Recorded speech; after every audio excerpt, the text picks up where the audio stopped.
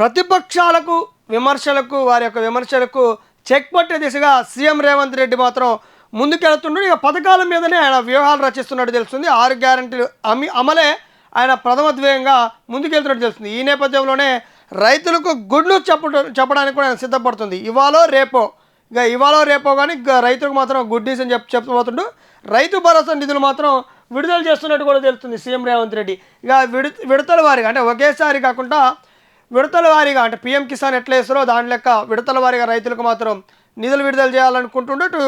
దాంతోపాటు విడతల వారి ఎకరానికి 2 ఎకరాలకి ఉన్న చిన్న సన్నకారు రైతులకి మొదటిసారిగా ప్రయారిటీ ఇస్తూ విడతల వారిగా డబ్బులైతే రిలీజ్ చేసే అవకాశం ఉన్నట్టు తెలుస్తుంది. మరి మొత్తానికి సీఎం రేవంత్ రెడ్డి ఏం చేయబోతుందంటే రాష్ట్ర రైతాంగం ఎప్పుడెప్పుడు ఆయన ఎదురు చూస్తున్న ఒక రైతు బంధు, అదే కేసీఆర్ పెట్టిన రైతు బంధు, ఇప్పుడు రైతు భరోసాను మాత్రం ఆయన విడుదల చేసే అవకాశం ఉంది. అసెంబ్లీ బడ్జెట్ సమావేశాల ముందు సీఎం రేవంత్ రెడ్డి కీలక నిర్ణయం తీసుకున్నట్టు తెలుస్తుంది.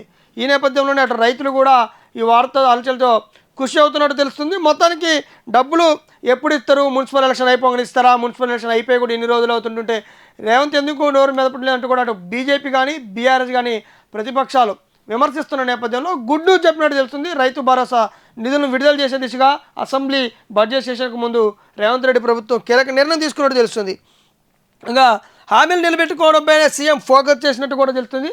ఒక్కొక్క హామీని నిలబెట్టుకునేందుకు ఆయన ముందుకు పోతున్నట్టు కూడా తెలుస్తుంది. ఈ నేపథ్యంలోనే ఫస్ట్ ప్రయారిటీ రైతులకు ఏదైతే ఉందో ప్రతి ఒక్క రైతుని లేదా ఎవరిని కదిలించినా రైతు బంధు ఇచ్చిండా, రైతు భరోసా ఇచ్చిండా అనే ప్రశ్నలు ఎదురవుతున్న నేపథ్యంలో మరి అసెంబ్లీ బడ్జెట్ సెషన్ ముందు రైతు భరోసా నిధులను విడుదల చేసే దిశగా కూడా సీఎం రేవంత్ రెడ్డి అయితే ముందుకు పోతున్నట్టు తెలుస్తుంది.